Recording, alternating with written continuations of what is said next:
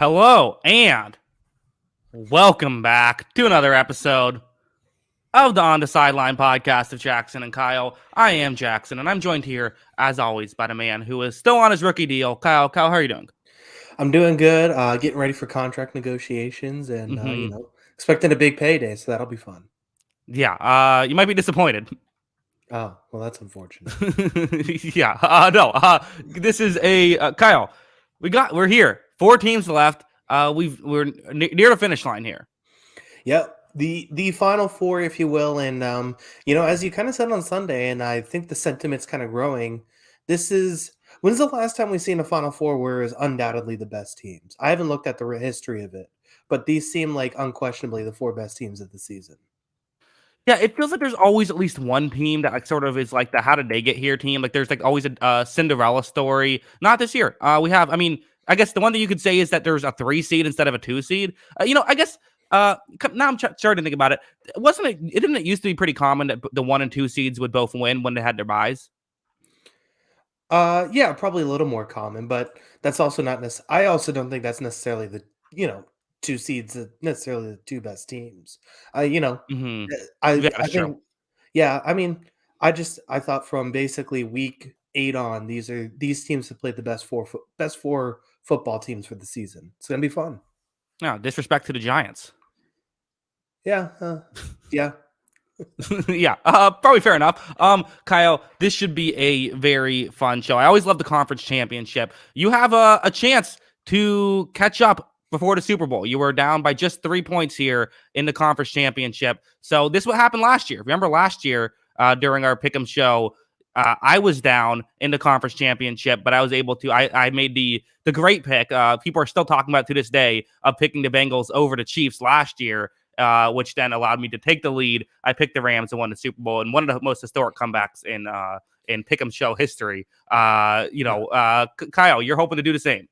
I'm hoping to do the same. I do think we're going to disagree on one of the games. I do Okay. think we're going to have different picks. We'll see how it plays out. We haven't talked about this. We don't know what each other's thinking. Obviously, we have to make our picks separate. So, 20 points, right? That's what we're wagering on these two games. Yep, 20 points on just 2 games, and I have to go first. So I can't even, I can't play you anyway. You can play me and try to you work the strategy that way. You could do just go exactly the way I do it and make it all come down to the Super Bowl. Yeah. Yeah, there's a lot of ways to go at this. I'll have to evaluate the strategy. And I think I feel pretty strong about my picks this week. I feel pretty strong. I'm 8-2 in the playoffs. Uh, the Cowboys over the 49ers was an emotional pick, even though I Uh-huh. had been picking the 49ers from basically week 10 on. That was a Mm-hmm. mistake on my part. Everything else I felt like I've been pretty spot on with. Yeah, you just can't pick the Cowboys. That's just your thing. Yeah, you were 0 for 2 on their games. Everything else you've been perfect on. Yeah, exactly. So now that they're out, I feel good. Yeah, exactly. No, should be a fascinating, very fascinating thing. Want to just get into it? Yeah, yeah, go for it. Okay, so I don't know which order to go with exactly. I'll go with. I guess let's just go in order. Why don't we? Let's start with the game that will be earlier because it's starting with the Eagles Niners. You know, such a fascinating situation between these two teams. Of the, it does feel like these are two teams. I don't know. I feel like I'd be really happy. I'm going to say this about 3 teams, but it almost feels like it's a shame only one team can win a Super Bowl this year. Like the Chiefs, they at least have one, but like the Niners, Eagles, and Bengals are all kind of these. Niners and Bengals have been right around there for a bit now. I guess Bengals this is their second year, but the Niners for a while now haven't been able to get it, and then the Eagles who kind of are. I mean, I get that they won it 5 years ago, but still, then they went through nothing. They had this whole rebuild, and now they're back here as well. So I'm rooting for kind of 3 teams here. And I still like the Yeah, Chiefs. no one's rooting for the Chiefs. Let's be honest You here. can't root for the Chiefs, but I like the Chiefs. I won't be mad if they Yeah, win. we'll see.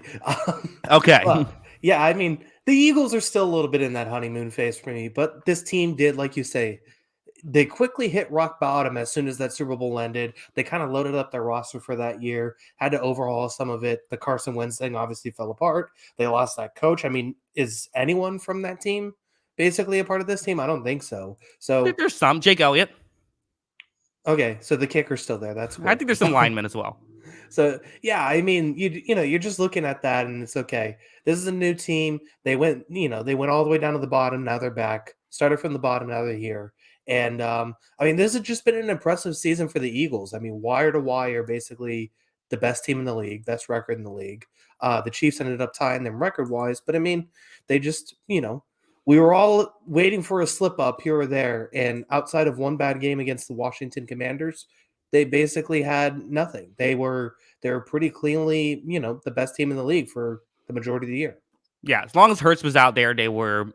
Matthew in the chat saying, "Hey guys, super chat. Hey guys, love your streams. I never miss. Thanks for doing these. Well, thanks for watching, Matthew. We appreciate Thank you. that. Yeah. Yes. No, it's just the Eagles have been so fascinating. You're right. They were so dominant basically all year. I mean, again, I keep making the 2017 comparison because it's so apt, and just like this kind of out of nowhere team just comes in and is clearly the best team in football, and like that doesn't happen too often. And the two examples I can think of are both the Eagles, which is just unique. And then for the Niners, they've been here before, right? They've done everything except win a Super Bowl. Kyle Shanahan has accomplished everything except for win a Super Bowl at this point. Yeah, 3 conference championships in 4 years. There was a little bit of a time where it was like the Niners, is Kyle Shanahan the right coach was a little bit of a conversation. The I Matt mean, Nagy versus better win percentage than Kyle Shanahan narrative. yeah, exactly. Not looking at the, not watching the film, just saying, oh, well, he hasn't won games. So Right. never mind that Nick Mullins is taking like legitimate snaps for this team in big Right. parts of the season. So this team has been really consistent, though, over these years. Like I said, 3 NFC championships in 4 seasons. This might have been their best season, too. They were just top to bottom, really impressive. And I think if you polled NFL fans from basically week 10 on, said who's the most impressive team in football, they're going to pick San Francisco. This team might have been the best team for the last 6 weeks of the season, 7 weeks of the season. They were unbelievable. And a lot of it has to do with a rookie quarterback or Yeah. a young quarterback. He is a rookie. Mm-hmm. They were expecting a lot from their young quarterback, Trey Lance. He goes down injured. Jimmy Garoppolo's back from nowhere.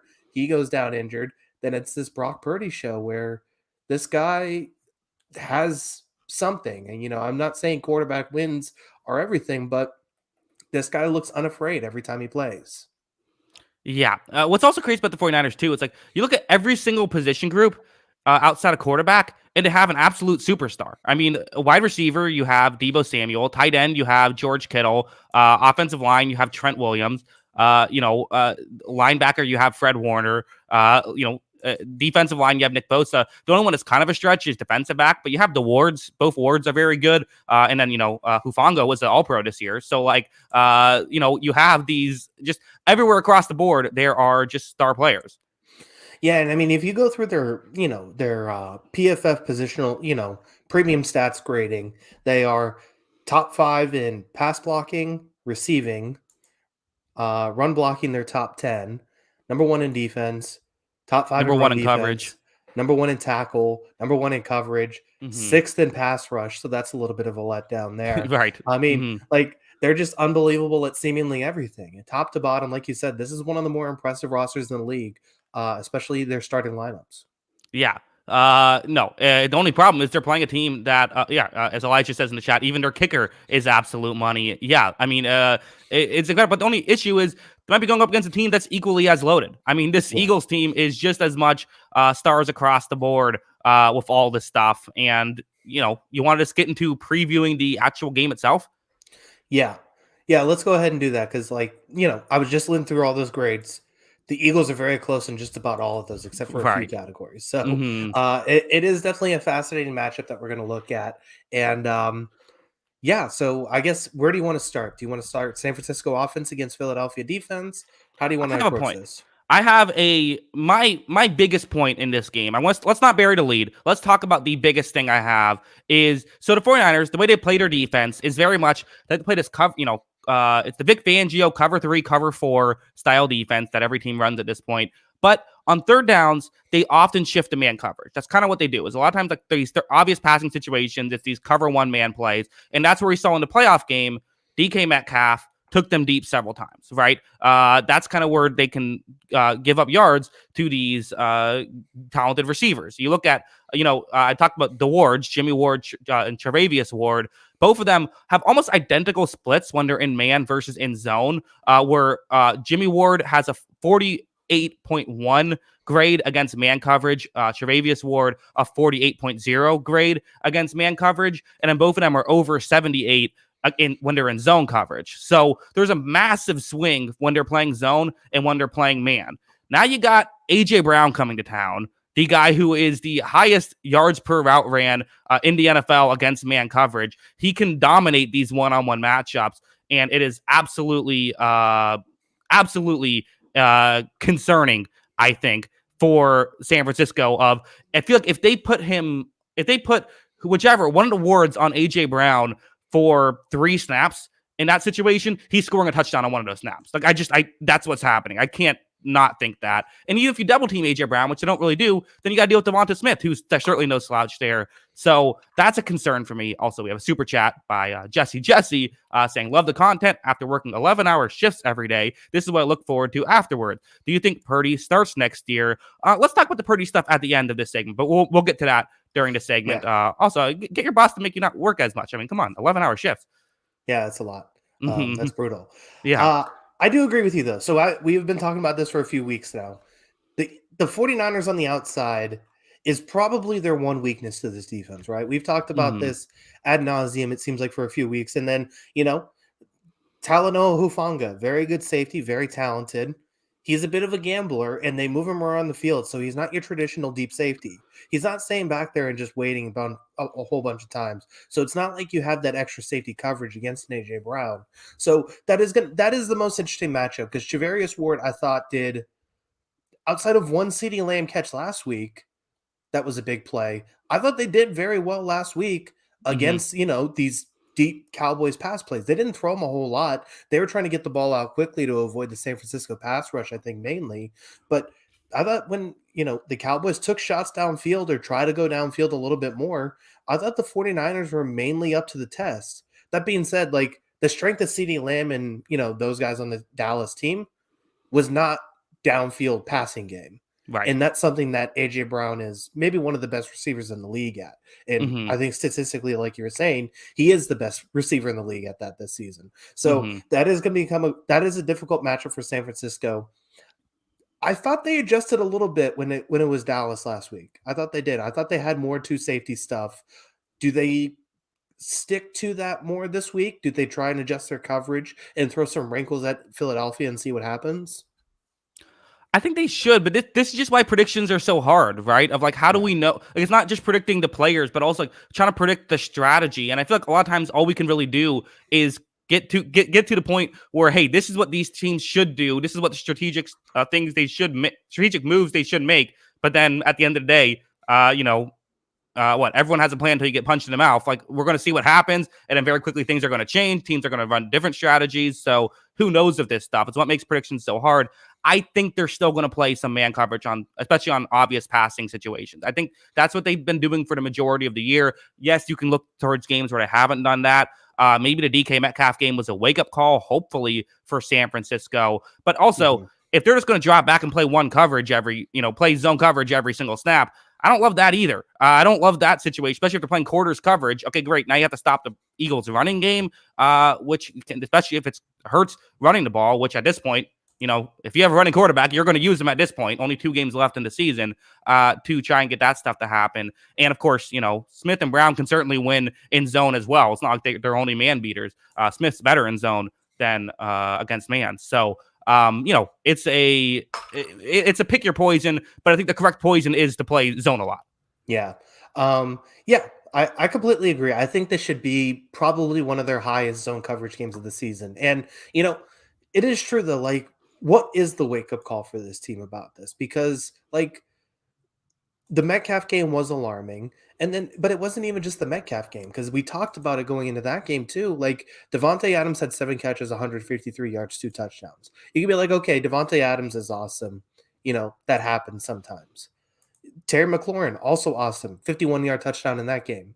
Or 51-yard pass catch. I don't remember if it was a touchdown. AJ Green had a 77-yard touchdown. AJ Green, of all people. Right. There's just a thing where, it's okay to play super aggressive, but is this where you want to play as aggressive as possible in the NFC Championship game? And leaving a guy like A.J. Brown in that sort of coverage situation, that just feels like a mistake. There are a lot of reasons why they should go man though, because it's like, Fred Warner should be able to cover God Air. They can Mhm. handle a lot of that stuff, but they have to find a way to put extra attention on AJ Brown if they do. And they realize then Devontae Smith could also have a big play. Yeah, and then it might just come down to like, can they cover Devonta Smith? Like that might be. Sometimes that's how football works. It's just like you have all this other stuff taking away everything else, and then it just comes down to one matchup.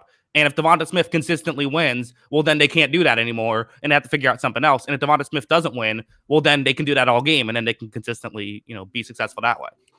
Yeah, it is a it is a game of it's a chess match, right? For Yep. every move there's a counter. They're going to counter each other, and you know what? If they end up putting two guys on AJ Brown, Jalen Hurts isn't going to look for that read a whole lot. He's not going to challenge them double teams all the time, and there may be opportunities there for Smith for big plays. Yeah, and again, if you can funnel things through the middle, again, you funnel things to Fred Warner, get as many passes, and to Hufanga, get as many passes in that area as you can. That's definitely good. Jalen Hurts, again, another number to throw at you, Kyle. I love doing these numbers as we get into these final games. I think they're always very helpful. Jalen Hurts this season much better when he is not blitzed versus when he is blitzed. He's blitzed second best quarterback in football according to passer rating when he is not blitzed with a 105.9. 22nd when he is blitzed, 94.3, still a fine passer rating, but not as dominant as he is when he's not blitzed. So kind of weird, almost the opposite of what you would expect, as maybe if you are going to leave A.J. Brown one-on-one, at least send the extra pressure, get Hurts moving, and don't let Hurts be able to make that throw. Yeah, and this was what Tampa did in that playoff game, right? But the Mm-hmm. difference was AJ Brown wasn't there, so you could Right. definitely get away with man defense, sending the house on Jalen Hurts, containing him, hitting him in the backfield. Tampa Bay had a lot of success on that last year. Not as easy to have that success when AJ Brown's lurking on the outside too. So is San Francisco willing to gamble? Because I think they should in this game. I think they should be prepared to send guys at him and make him process quicker and make him make decisions more quickly. Because I think that's how you're going to try and get this Philadelphia team is speeding up their process. Because we talked about it with this Eagles offense over and over again. They are very methodical in the way they approach foot offense.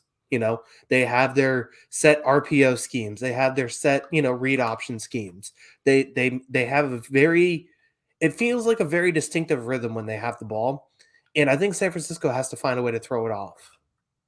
Yeah, I think so as well. And again, if you can get them into kind of, if you can push them back, that kind of allows you to play what you want to play, which can definitely be helpful as well. One other thing that we haven't touched on just yet is 49ers pass rush is such an integral part of this team. You get the pass rush going, you can get teams to make mistakes, which can generate turnovers. We saw that in the Dallas game to some degree.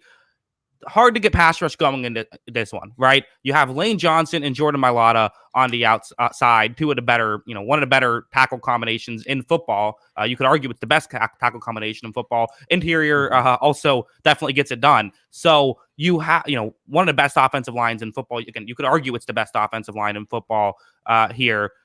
Concerns for the Niners who like to generate pressure. This is a situation where they might not get the pressure they're used to and could add to give extra stress in the secondary. Absolutely, it could. Yeah, I Mm-hmm. mean, I'm still a little concerned about Lane Johnson. I think he said something along the lines of, "Yeah, the first few plays it really hurt, then I just kind of got over it." That's not a Okay. great sign when you're dealing No. with a groin injury. I think, Mm-hmm. especially one that's going to require surgery in the offseason. Mm-hmm. I don't love that. I don't love that comment, but I mean, he's He's obviously still not tough. giving up pressure though. He's still Yeah, he's still doing playing exactly. fine. He did well, so obviously he's probably going to be pretty fine. But yeah, I mean, this is a matchup of giants, I think, and honestly, like No, they it, played it last week. They're done now. yeah, exactly, they're done. Mm-hmm. But matchup of I almost said Titans, but then they're not too. But yeah, I mean, the thing is like it's so weird to preview this because I don't really know who's going to win this battle, right? Like it is literally best on best, and Well, typically that favors the offense, right? I mean, typically a great offense, like we saw with Trent Williams versus Micah Parsons, right? I mean, like that's yeah, just traditionally how it goes. And I would imagine it happens on the other side of the ball before, we haven't gotten there yet. But like that's traditionally how it goes, is that a good offensive lineman can kind of shut down a good defensive lineman. and that might be the case, and the Eagles might be able to have success in this game. But I do think the 49ers are going to put up points. And I think the Eagles are going to have to put up points in this game. And I could see this being a pretty high score, a more high scoring game than people kind of realize because of that matchup. And maybe they are winning on the line of scrimmage. But it is going to be interesting to see how San Francisco just approaches this game in general, because not only does that defensive line really good at rushing the passer, they're also really good against the run. They're one of the best Hmm. run defenses in football too. And if they're going to run this read option stuff constantly, are you even, you know, how much pressure, how much attention are you trying to get on Jalen Hurts in a pass rush, or are you trying to take that running game away from them?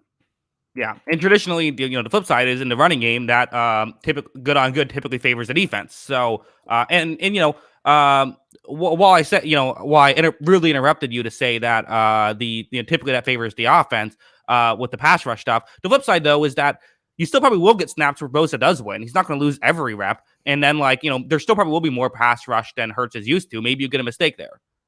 Yeah, and that's the big thing. It feels like this game, kind of like the Dallas San Francisco game, just might come down to mistakes. Dallas made more mistakes than San Francisco. San Francisco under Brock Purdy has managed, whether there's some turnover luck involved there or not, managed to limit a lot of their mistakes, a lot of their miscues. And Jalen Hurts is going to have to play a perfect game in my mind. I think that's what it's going to take to beat the San Francisco team, because they're not going to beat themselves. They're not going to make a lot of mistakes and shoot themselves in the foot. Yeah. Because while if you're listening to this, you might think, wow, we're really high on the Eagles. The flip side of this is I do think that with the Eagles defense, kind of the way they're set up is Darius Slay on one side, James Bradbury on the other. You're not passing on the outside. Do whatever, you have to work towards the middle. San Francisco, I'm not even sure if they know the football field extends past the numbers. That's not even what they try to do. They play, it's all up the middle. That's all they're attacking, which we've talked about on this podcast. I think credit to you. You were the first person I've heard being on this. The Eagles run defense, not as good as people realize. It can give up yards through the ground. And that's a way that I think the 49ers can win, not just with, running the ball effectively, but then you can control possessions if you want to. I'm not sure if they want to in this game, but they can if that's what they decide to choose. And it's a nice option to have.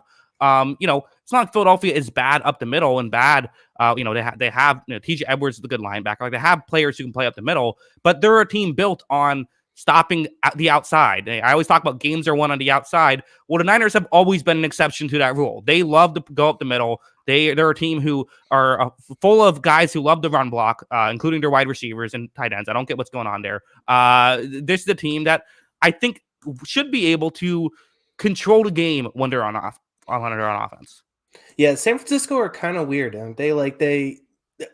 I think the creative thing about this team is that they run outside the tackles and they throw over the middle, which is basically the opposite of everybody else. Yeah. And they run the ball a lot too. So that's the other part of this.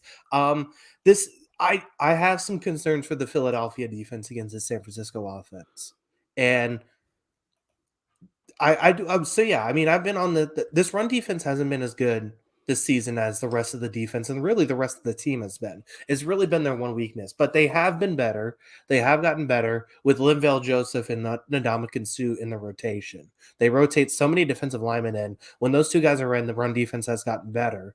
But that being said, San Francisco isn't a team that really worries about like the defensive tackles, right? They run outside the numbers, and that's where Philadelphia's run defense still is kind of bad and where they really struggle. Because Darius Slay, for as talented as he is at just about everything, he's not a very good tackler. No. If you look at the tackling grade for Philadelphia, it's not very high. And it's because these cornerbacks aren't very good in the run defense and tackling department, because that's probably their one weakness is if they get run on the outside.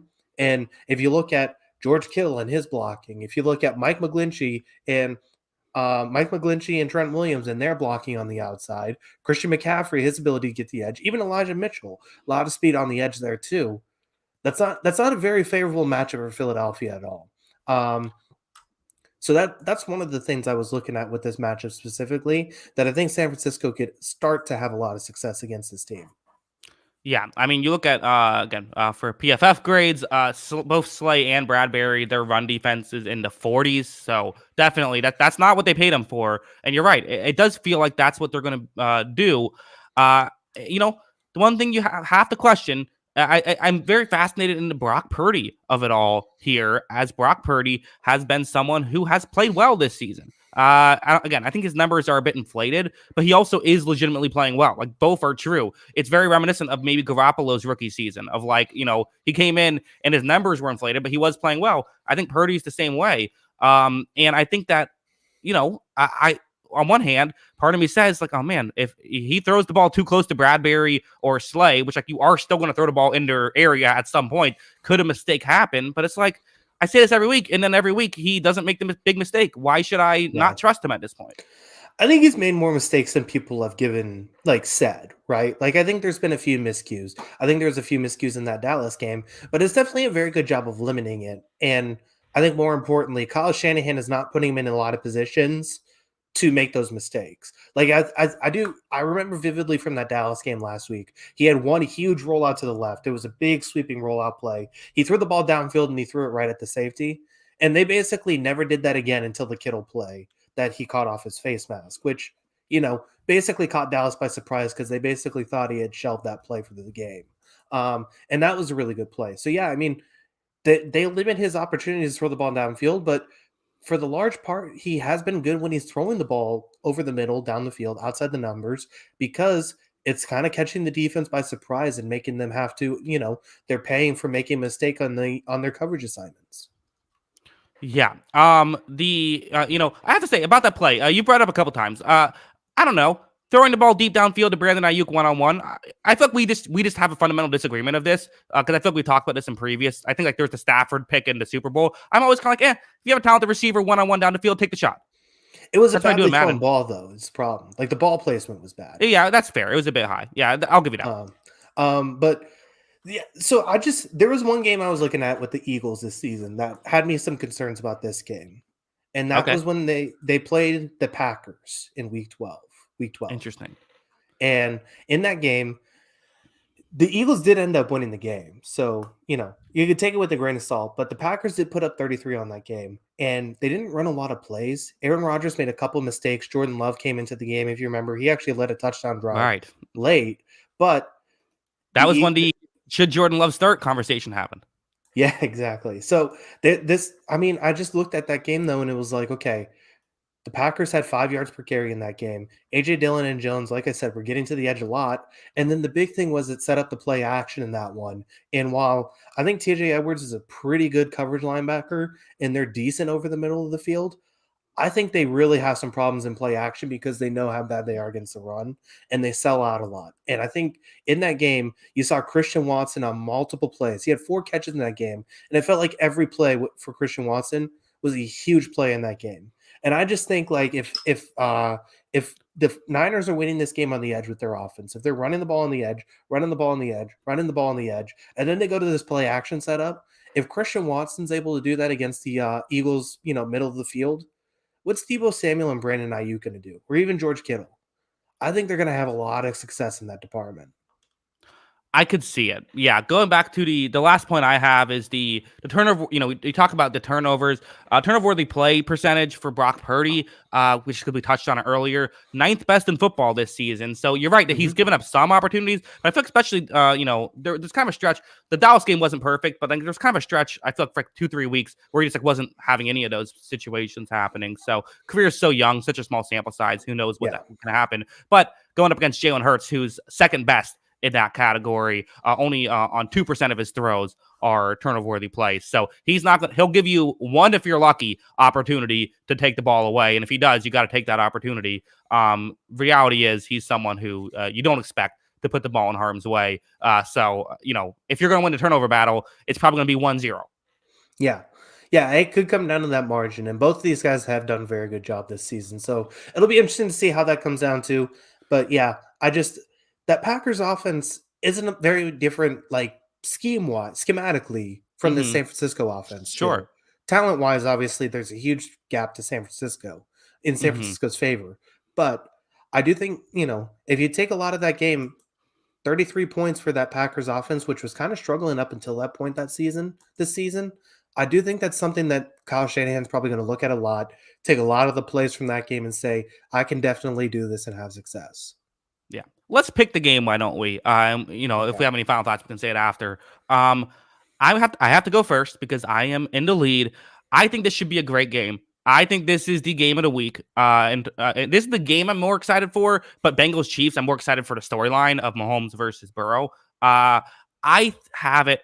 I have the Eagles scoring 25, the Niners scoring 23. I am going to put just 2 points on it, which makes shows my hand a bit as to how I'm putting a lot of points on the other game, but I'm putting 2 points on the Eagles to win by 2 points. Definitely don't feel confident in it. Could go either way. That's a fair pick. I, you know what? Seeing how I see that, I think I'm going to counter you a little bit because I had more points wagered on this game. I'm going to go just 2 points as well because I think we're in a lock agreement on that next game. We'll get to that, but I think you and I are I think I'm going to go 2 points as well, but I'm going to go 49ers 35-31. I think the Okay, so 49ers. I think they're a better team. I think that they have played really well, and I'm just worried about that matchup against the Philadelphia defense. Okay, so I'm just making sure that we get the strategy right here. This means that this, if you we pick the same way in the other game, then that would guarantee that I would be leading heading into the Super Bowl. Yeah, it's okay. We'll make it Okay. work. Okay. All right. Well, we'll see if that happens. Maybe it's not the worst strategy in the world of just let it come down to one game. But yeah. Okay. So it should be a fascinating game. But again, neither one of us feel overly. How much points did you originally have before you made your switch? 6. I had 6 on the 49ers. Okay. Yeah. No, it should be an awesome game. I really do feel like I don't know, one of those situations where I'm like, I could see either one of these teams winning in a nail biter. I could see either one of these teams winning in a blowout. I think any possibility is possible in this one. Yeah, I mean, I think so too. I think both of these teams have the ability to go off, and I think it could. I really do think it could go either way as well. I do think the 49ers are a little bit better, and I think match up a little bit better. But this Philadelphia team, I mean, you know, I think the 49ers can stop some of their rushing attack, but we just haven't seen people really stop this Philadelphia rushing attack all season. Yeah, and same goes the other way around. I feel like this is kind of almost perfect way to perfect cap to the NFC. I feel like all year I've been the respect the Eagles. Eagles are favored. No one else deserved to be favored. You've always kind of had these other teams like maybe this team, maybe this team. So perfect end of us picking differently in this one. Yeah, and I was pretty much in on the 49ers after like week 12, and so Yeah. I feel pretty good about this. I made a super we had Super Bowl picks I think week 15, and I picked up 49ers to make it from there, and I still feel pretty good about them getting there. Yeah. Let's go to the AFC. Who will be playing them? Bengals taking on the Chiefs. We said in the recap show, man, how are the Chiefs favored in this one? Well, they're not anymore. The line has shifted. The Bengals are now the favorites, and what should be, I don't know, Kyle. I'm a storyline guy. You know this about me. Burrow versus Mahomes. I think this is great. I've already heard some. If Burrow wins this, is he now the consensus quarterback one? I've already heard that take coming up. I love it. I love all this stuff. Yeah, it's definitely fun. It's definitely fun to think about. I don't know about all that. I love Joe Burrow. I loved what he's done this season, and I'm really excited to see what he can do in this game. I mean, second year in a row, he's going into Kansas City for a chance to make the Super Bowl. He had that crazy comeback last season. Um, I think everyone was pretty high on this Bengals team again this season. They come out of the gates 0-2. We're like, wait, is this a Super Bowl loss regression year? Is this a team that maybe made it too early? And then all of a sudden they're just like, no, we're still really good. They went 12-2 the rest of the season, and kind of looked at times dominant. Looked like one of the best teams in the league. And if you go into that Buffalo game and what they did last week, that was one of the more impressive showings, uh, basically all season from any team. Man, it's crazy that this team really started the season throwing 5 interceptions to the Steelers and losing in overtime, and then losing to Cooper Rush, and now they're here. Yeah. Yeah, I mean, they were 2-3 at one point too, and then they went, what, Uh-huh. 10-1 the rest of the season? Yeah. So and then the 2-0 in the playoffs, which also, Mhm. that's an incredible run of, consistency that I felt like went under a little bit under the radar. I mean, I didn't even really think that they were 10-1 to end the season until I just saw it now.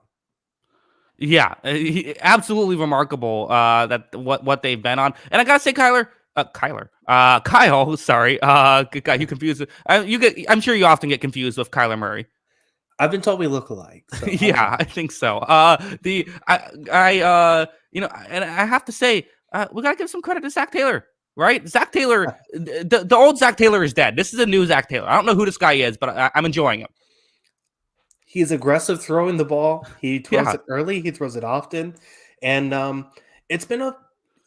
This is a way different offense than what we were expecting, right? And I think Romo, you know, not a huge fan of Tony Romo overall, but I thought he was good in that game against Oh, Buffalo. now everyone hates Romo. Now everyone's turned on Romo. Eh, it's okay. But anyway, so you know, I think he was good in that game, and like, this team doesn't like we expect a Zach Taylor offense, which is cut from the same cloth of these McVay, Shanahan, LaFleur, you know, coaching trees. And there's a lot of motion, play action, all that kind of stuff. That's not really what the Bengals do. They put two guys out on each side of the ball. They let Joe Burrow read the defense. He makes good throws. There are some stuff wrinkled in there, but it's really not that, complicated like some of these other offenses that we expect. It's just letting Joe Burrow see the field and read the defense. Yeah, let's start with Joe Burrow. Let's start with the Bengals offense. Why don't we going up against the Chiefs, who obviously the stat that we've all heard is Bengals 3-0 versus Joe Burrow 3-0 versus Mahomes, right? That's the stat that you can't not hear. That's the one that's everyone talks about. And I mean, it's notable and it's worth noting that he has been able to win. And I really do feel like the Bengals have a good matchup here where the Chiefs just don't really have a way to stop Cincinnati. They've never figured out a way to stop Cincinnati, and they've tried everything. When they play in zone, since Joe Burrow has no issue picking apart the gaps in coverage, they're not that great at zone defense. That's just not really what they strive, what they do well. But when they play man, Jamar Chase is just always open. So there's just no solution for this Kansas City Chiefs team. If you blitz Burrow, then he's even better. So you can't try that. It really is I think the best strategy probably is just play cover 2 zone all the time, keep everything in front of you, and hope that he makes mistakes. But he doesn't make mistakes often. So, maybe hope there's some holding penalties. Even then, I feel like he'll convert. Yeah, Joe Burrow on 31 pass attempts in that game had 286 yards, 2 touchdowns, 25 completions, so only 6 incompletions in that game. Just about as perfect as you can get. It feels like at times for a quarterback. And I mean, I'm with you. I mean, like, it's really tough to, see how this Kansas City defense matches up. They have to find a way to get pressure consistently. And Cincinnati just largely, they've dealt with some injuries on the offensive line. They were absolutely dominant in that game against Buffalo, despite missing 3 of their offensive linemen. It felt before the game and all that. And like Burrow is just, it was just so bizarre because, he was like, we all said, oh, Joe Burrow, his one weakness is he hangs onto the ball too long. He takes some bad sacks trying to make a big play. He just seemingly stopped taking bad sacks. He really did. He's just like, okay, I'll just stop doing this now. And, Russell Wilson is probably envious of all of this. He's like, how did he figure it out? But yeah, I mean, he's just like, okay, I'm just not going to take bad sacks anymore. He had 1 sack in that game, basically, against Kansas City, and one quarterback hit. He was barely touched in that game. He was upright the entire time. And if they're not going to get pressure on Joe Burrow, it's done. It really is. This Kansas City defense is cooked because I like L'Jarius Sneed. I think he's a pretty solid corner. They got no chance on this outside against these Bengals, this Bengals receiving core. This is the toughest receiving core in the league to match up with. And Kansas City does not have the horses in the secondary to deal with it. Yeah, Zachary Stewart with a super chat saying Burrow ended Buffalo's chances to lose a 5th straight Super Bowl. A true hero. Bill's hate is at an all-time high. Kyle, you must be having a great time. Yeah, there was a thing I saw the other day of an article clipping that they said the white jerseys were an unfair advantage or something like that. Yeah, in the snow. Oh, because it's in the snow. Sure, of course. Yeah, that makes sense. Yeah, should be banned. Everyone wear. They should make everyone wear their home jerseys, and no one watching at home can tell them apart. What a loser franchise. all right. Okay, let's stay focused. Right. I mean, I don't know. It's just I don't see who's going to stop. I don't see how they can stop the Bengals passing attack. The only real thing I can come up with is this a game where Zach Taylor says we got to establish the run? But like we said, the old Zach Taylor is dead. I can't believe I'm saying this. I trust Zach Taylor to do the right thing here, Kyle.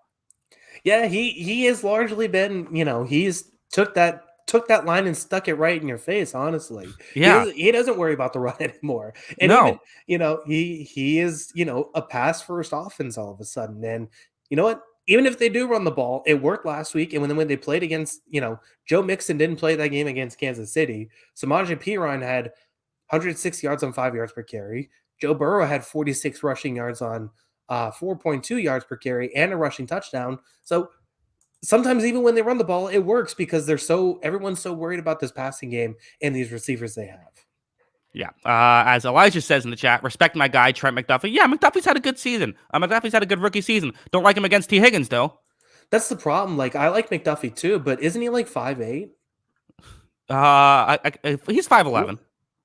Eh. Okay, so he's probably 5'9", and he's going against Sure. T. Higgins, who's like 6'4". Like, Hmm. okay, I like Trent McDuffie, but that is, he's going to get mossed. Yeah, I mean, and again, T. Higgins is the hard guy to cover. Yeah. Everyone says every wide receiver is underrated, but T. Higgins is the true wide receiver who is actually underrated. Yeah. So I do think, I do like him. I think he's had a good rookie season. I even think what's the other kid's name? Jalen Watson has had a decent rookie season for, a lower draft pick, but they don't have the size to match up with these Cincinnati guys, in my opinion. Yeah, David in chat says, "How tall are Jackson Kyle?" People don't realize this. We're actually both 6'8". Yeah. Yeah. Mm-hmm. We're actually huge. So Yeah, we'd yeah, be okay against T. Higgins, maybe. right. Yeah, we can do that. No, we wouldn't. What would your strategy be trying to cover T. Higgins? I think just tackle him. Yeah, commit pass interference. Yeah, I think so. I still think he would get a touchdown. Yeah, probably. Yeah, I think so. I feel like every like 4 shows it devolves into us like how would we do against this player, and it's just always us talk about how bad we would do. At least we're honest about it. Yeah, at least that's true. At least we do that. No. There's definitely concerns there with this again secondary, which it feels like to some of the entire group of the secondary is worse. It's like the individual players seemingly are better than like how it actually performs. Like I look at these players and I'm like, these are good players. I don't get why they don't perform better. The Chiefs secondary. Yeah, is it Um. just a depth thing? Is it just like we talked about? It's a weak link position. Well, I think Steve Spagnuolo is a good defensive coordinator when he has a 21-14 lead and he could put the pressure on a quarterback. Hmm. I don't think he is very friendly to, secondaries early in That's games, probably right? fair. Hmm. Like I don't think he's very, he puts a lot of pressure on them to come up with coverage situations. And you said they're not very good against zone. Well, they don't play a lot of zone because they blitz so much and they send so much pressure. And, they ask a lot of these guys to try, when the pressure doesn't get to the quarterback to make plays and, they don't always make the plays because of that. Here's a question I have going into this game. We won't know it until we watch the game, but how much of the reason why the Bengals were able to be so successful is because these backups are actually good, and how much of it was an embarrassment by Buffalo? I would probably lean towards the latter if I'm being honest, but is there a chance that this team is good, or is there some concerns with Chris Jones coming to town? There's always some concerns with Chris Jones coming to town. There is concerns with Chris Jones coming to town. I do think, he's a game changer. He's a wrecker. That being said, like, I think Ted Karras is solid, Ted Karras is a good center. Like that's probably the one part of the Bengals offensive line I'm not overly worried about is if, the interior I think is okay. The one thing like I don't think Jonah Williams is that good. Like that's just my opinion. Like I think Hmm. he's I thought the Lyle Collins thing, they had a few weeks to kind of work through this Lyle Collins injury. I just don't think Jonah Williams is that good. So I think, putting a replacement level left tackle might be kind of the same as having Jonah Williams out there. Yeah, I mean, he hasn't graded well. He is, a big name, obviously a first round pick. Might just be the injuries are taking a toll on him. Like, that does Yeah. happen where guys, when you get all these injuries, like sometimes you're just not what you once were. Yeah. Yeah, that's probably, that's definitely fair. I don't think he's had a very good season. And yeah, I mean, I think that, the Bengals have managed to survive without him, and I think they're going to be okay in this one. I mean, this still is probably one of the better things about this Chiefs defense is having Jones, Frank Clark, who I thought had some pretty bad moments in that game. Who they played Jacksonville last week, and then had some really great moments in the game against Jacksonville last week. Carlos Dunlap, Willie Gay, Nick Bolton in the linebacker spots. They're also pretty good at getting after the quarterback. So like that probably is the one thing is those guys collectively have to create a ton of pressure. Yeah, but the question is, will it have time to create that pressure? Like, will Burrow just be getting the ball so quickly it won't matter?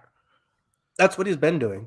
Yeah, Yeah, I mean, I think it was against the Ravens. He had 2.5 yards per or seconds per release. And if they're in that spot, I just don't see if he's reading the coverage that quickly again, like he did against Baltimore and like he did against Buffalo.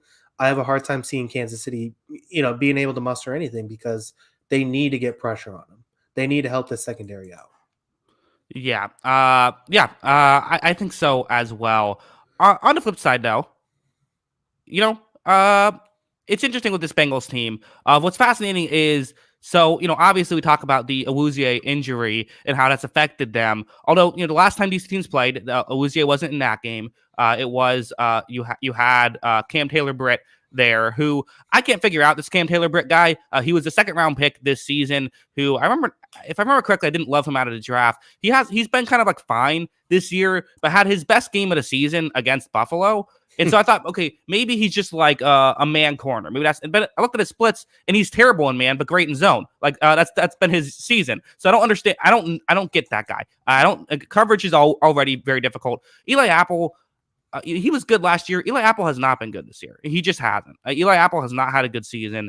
Eli Apple's probably just not a good corner who had a couple of big plays in a playoff run. But then he had a good game against Buffalo. So like. Yeah. I don't know what's going on. Are these just playoff performers who can come in and get the job done? It might be. I mean, that's the thing. Like their corners really haven't been that great this year, especially when Awuzie went down. They're still sixth in coverage. Sixth best in football in coverage grade. So it's not like this team has completely fallen off with Awuzie out of the lineup. I don't think it's been helpful, but at the same time, like we view coverage so many times as a weak link spot, but like if you look at like Jesse Bates, Von Bell, two very good safeties. Dax Hill has been a pretty solid slot guy. Mike Hilton has been a pretty solid slot, is a very good slot guy. Yeah. I mean, they managed to kind of make it work, and they had those outside corners, and if they get anything on them, even better, because then it's a really dominant secondary, I feel like. Yeah, it's weird. It feels like the weak link in their coverage is corners, which is like that's typically like that's what you want to make your best. But it's almost like you have to beat them downfield to have success, and they play enough zone that like you don't you have safety help. It kind of funnels into the safety help.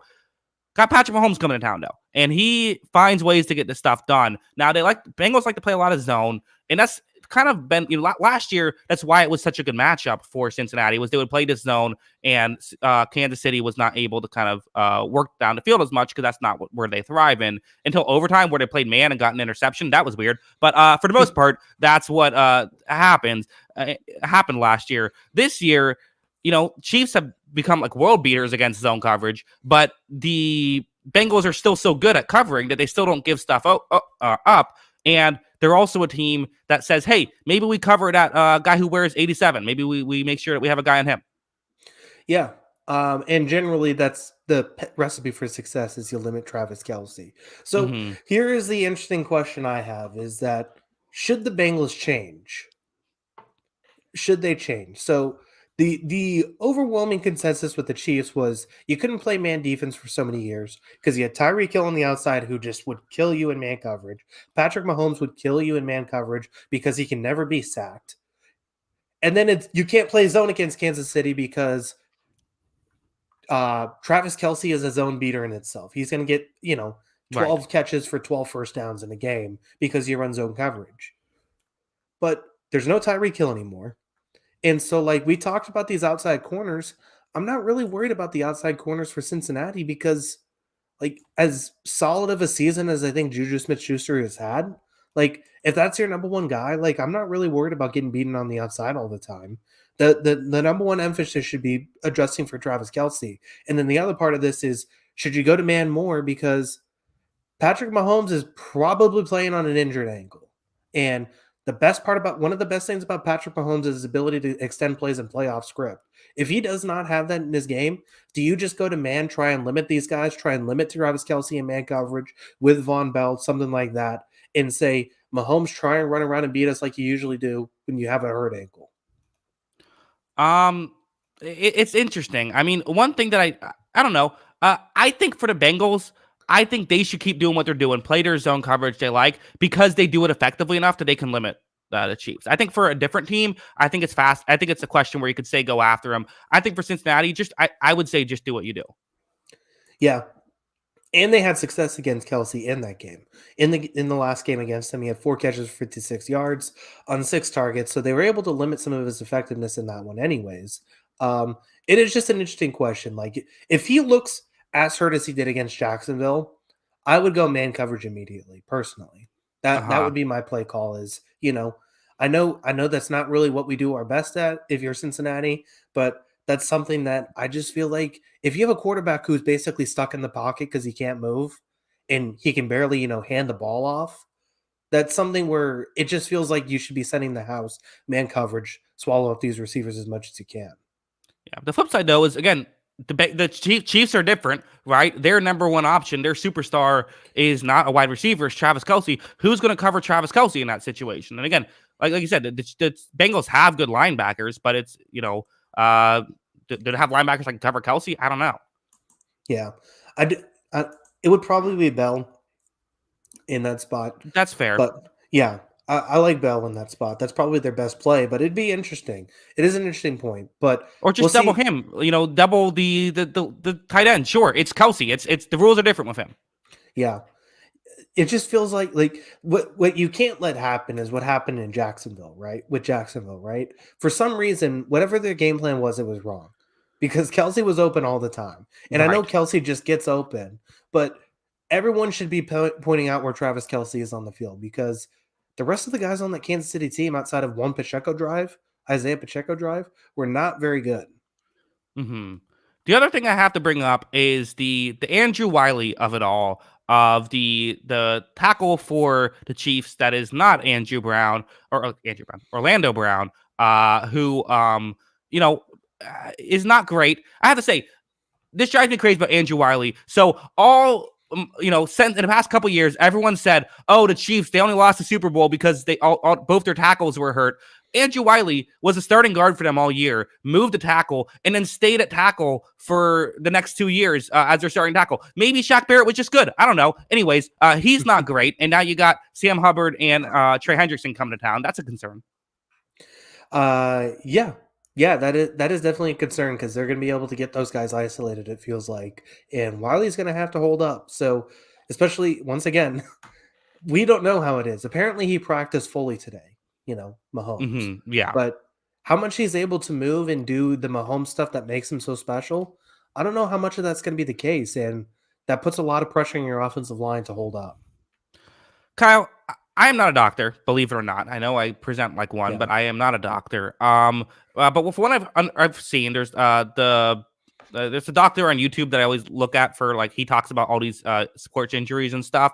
And he said that for a high ankle sprain, it's very rare for you to get back to forget the concerns or forget like it's very rare for you to feel like yourself again and get full mobility back until a couple of weeks after. It takes time for this to happen.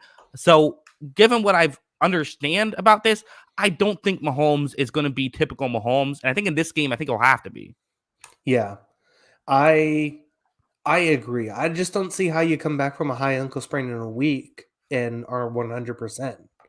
It seems far-fetched, honestly, Hmm. but it is Patrick Mahomes, so maybe he is just a, cyborg athlete and he's okay, but I imagine he's gonna be somewhat limited in this game, and it's really gonna hurt. Yeah. Why don't we just pick this game now? I think we'll have more to say after it. But let's pick the game now. So we're each putting 18 points on this game. It will be the most important game, or it won't matter at all, depending on if we pick the same team or not. I am picking Cincinnati Bengals 30, Chiefs 23. I do have the Bengals winning this one. Kyle, do you as well? Yeah, we're in lockstep on this one. I got the Bengals 28, the Chiefs 13. I'm not buying Mahomes' health. I just can't do it. From what we've seen from my ankle sprains and other guys sitting out missing time, I just think it's too hard to believe he's going to be ready to go. And this Bengals team is an absolute wagon right now. It's hard to envision them getting stopped. Yeah, interesting. So again, I have to just say the strategy here is that you have basically decided you are punting on this, and you are saying that it's all going to come down to the Super Bowl. You're taking destiny out of your own hands, but the bright side is it will all come down to the Super Bowl now. It will be if I hit the Super Bowl, I win. If I miss the Super Bowl, you win. Well, I can't confidently pick against you in this game for the Chiefs. Uh-huh. And I can't wager enough, you wagered your 2 points. So if there's really nothing I could have from that game. Even if I picked the Eagles, I couldn't wager enough points to make it, swing in my favor at that point. Well, you could wager if you wagered 4 points on the Niners, then there's at least a chance that if the Niners and the Chiefs won, then you would surpass me. Right.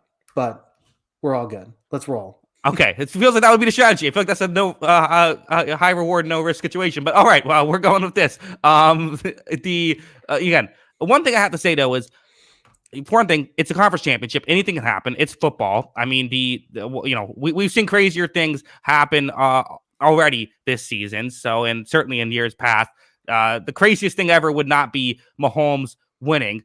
We have a super chat by Lamar saying, if you were a defensive style head coach, is it safer for you to draft Mahomes or Burrow? That's an interesting thing. I would say Mahomes, right?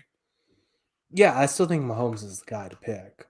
Yeah, but I can see why a nice defense consolation. Yeah, I can see why a defensive minded coach might lean Burrow, but I don't know. I would still go. I think Mahomes is still clear the guy. Yeah. You draft the most talented player. So yeah.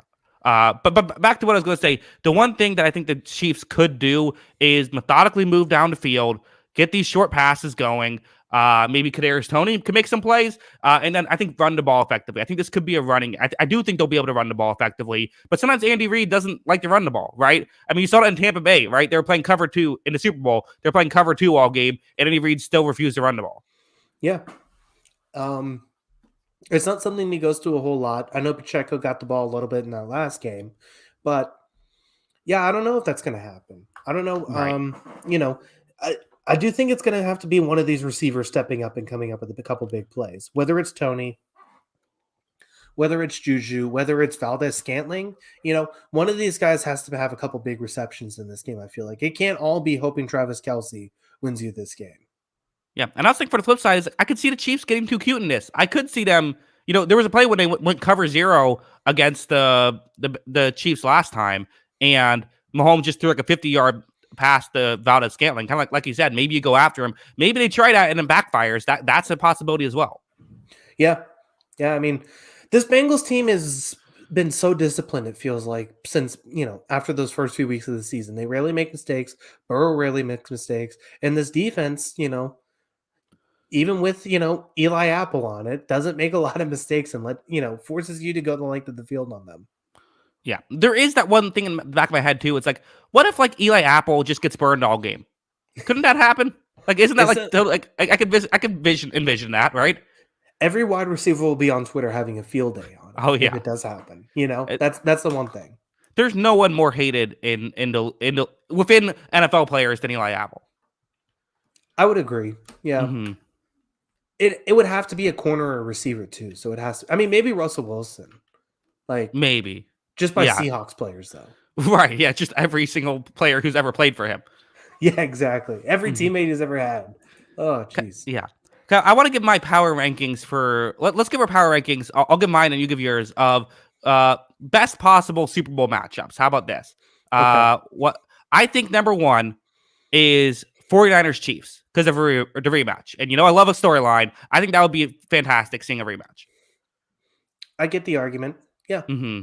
Then I think number 2, I actually think I went back and forth on this. I thought about this way too much for some reason. I didn't even know I was going to say it on the podcast. It's just what I was thinking, as I take my dog for a walk. I think I'm going to keep the Chiefs in there because they're a team to root against. And so I'm going to say Chiefs, Eagles, number 2.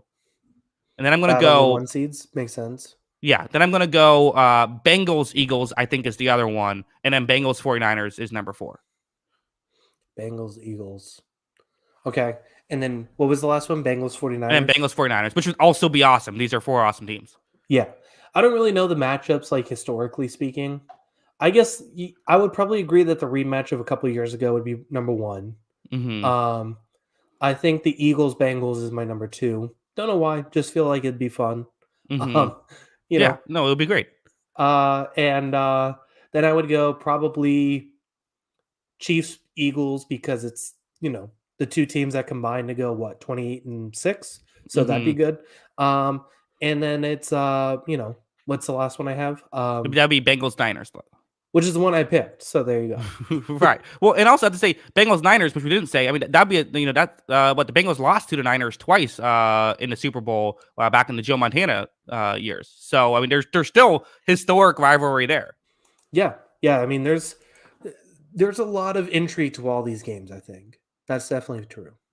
Yeah. A lot of these teams have lost a lot of Super Bowls. Niners have also won a lot. That's what they got going for them. I guess you do have that. Yeah. Uh, I guess you stick around long enough, you are bound to lose a few Super Bowls. That's the case, right? Yeah.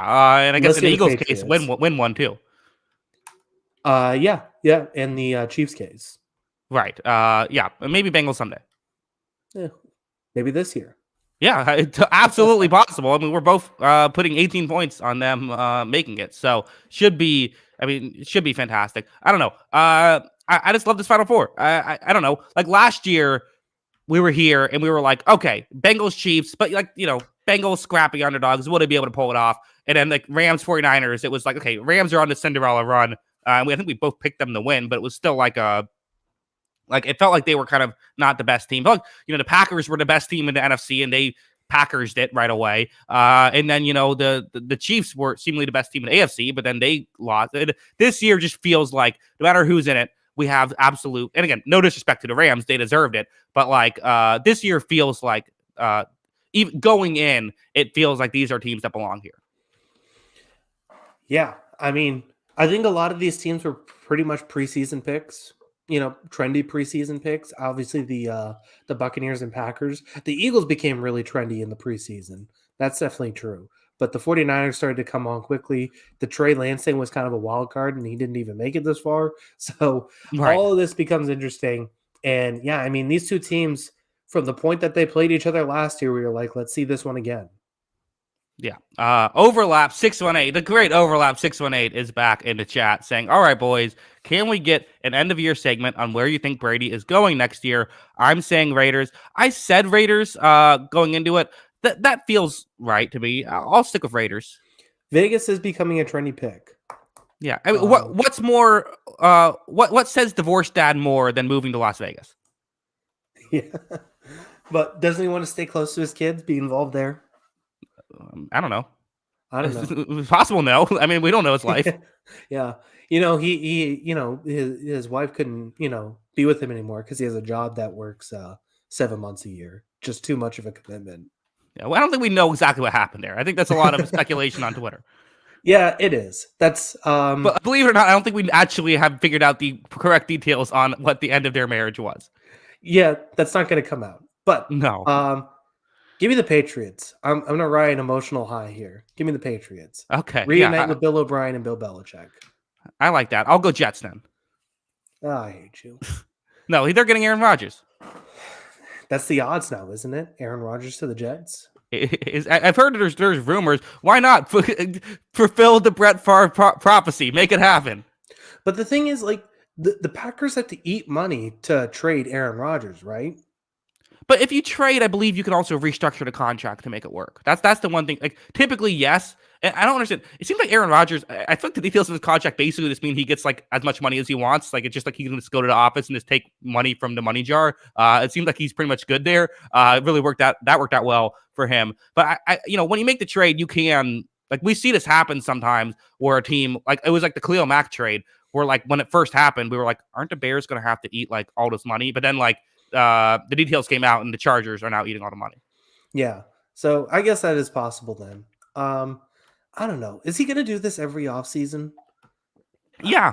We said this right when he got eliminated. We were like, "Oh, this is going to happen." And I was like, "Don't buy into it. He's staying with the Packers." And now 2 weeks later, I'm like, "Oh, this is fun." Yeah. That's we're stupid, Kyle. We're not smart people, us football fans. That's true. I mean, what is the other option? Go back to Green Bay, go to the Jets, or what? Go to the Cowboys. Cowboys would be fun. Well, I don't know if they. Yeah, that would be interesting. I don't know. Why not go to the Jets? I mean, I don't know. Aren't they still looking for an offensive coordinator? Maybe, but I mean that might be. You can get Nathaniel Hackett. Oh yeah, that's true. I guess that Mhm. works. Sure, Yeah, sign me up. yeah, perfect. I don't know. Aaron Rodgers fits in New York, right? No. No, you don't think so? Where does Aaron Rodgers fit? He's dramatic LA? enough, that's for sure. Yeah, I don't know. I could see Aaron Rodgers in New York. I think it works. Yeah. He kind of has that grumpy New Yorker vibe to him. Yeah, he seems like someone who like shows up to the book club but only skimmed a book. I can see it. Yeah, that's fair. So yeah, I guess Aaron Rodgers to New York. We're calling it now. Reporting it here, not reporting. But you know, Reporting it here. aggregating This is aggregating here. we put about as much research into this as people to actually report on certain NFL stories. But yeah, probably. What if Brady and Rodgers go to the Jets? Quarterback competition. Yeah, why not? The Jets they're like, we've gone 50 years without an actual quarterback. Let's get the two most expensive ones. Let them battle it out. And then because of the Jets curse, like they both suck. They're both washed up once that happens. Yeah, they're both bad. I mean, how good is it that Brett Favre's like one terrible season was with the Jets? Yeah, well, even that wasn't it like? So I don't remember the season very well. Isn't it like? Didn't like his like he got like a torn bicep? Like if I remember correctly, they were like 9-3, and they got like a torn bicep, and they only won like one game the rest of the way and missed the playoffs. Yeah. Well, didn't he have the whole female reporter scenario there? That could be correct. I'm a little bit. I don't know. I didn't follow football as closely back back then. Well, he was good on Minnesota the year after, so Yeah, went to an NFC Championship game. If only for if it wasn't for Greg Williams, maybe he's a Super Bowl champion with the Vikings. probably not. You don't think so? I think there's a chance. Yeah, I guess a chance. I wouldn't pick them. You think the who would it have been? Colts. Yeah, Colts. Yeah, that's probably fair. But you're a big Colts guy, so Yeah, love Indianapolis Colts. My favorite franchise. yeah. Someone says Jackson needs to brush up on his Favre lore. I do. I'm rusty on the Favre lore. Come on, man. He's just one of the more popular people in America right now. Yeah, I don't think that's true. I did love the. I don't know. I will defend to my grave the interception that he threw with the Vikings against the Saints. That's who Brett Favre is throwing that interception. You can't take that out of Brett Favre. I want him to go out throwing that interception. He should have ran for 4 yards. He's number 4 does not run for 4 yards. He throws the ball across his body, trying to get a pointless pass there. That is what Brett Favre is, and I will hear no arguments to the contrary. Yeah, I agree. I mean, he 1 and 3 straight MVP. So why change? Right. We also have Deontay Smith says, what teams should trade for Jalen Ramsey next year? The Patriots. Is Jalen Ramsey available? I haven't heard anything about it, but maybe. Well, then 31 other NFL teams should look into trading for Jalen Ramsey. Right, and then the Rams should look into not trading Jalen Ramsey. Yeah. I would. I think a lot of teams would be interested in Jalen Ramsey. Yeah. It seems like that'd be a safe bet. Kyle, next time we talk, 30 teams will have been eliminated. We will have 2 teams left competing for a Super Bowl. Yes, we are looking forward to it. Sunday night is going to be awesome. I will not do anything except for sit myself on the couch from 2 o'clock to probably 9 o'clock. And then after my 7-hour sitting on the couch, I'll move over to my office chair, talk to you about it. Yeah. Zachary Stewart says Tom Brady to my Commanders. You know what, Zach? I hope it happens. I'm rooting for you.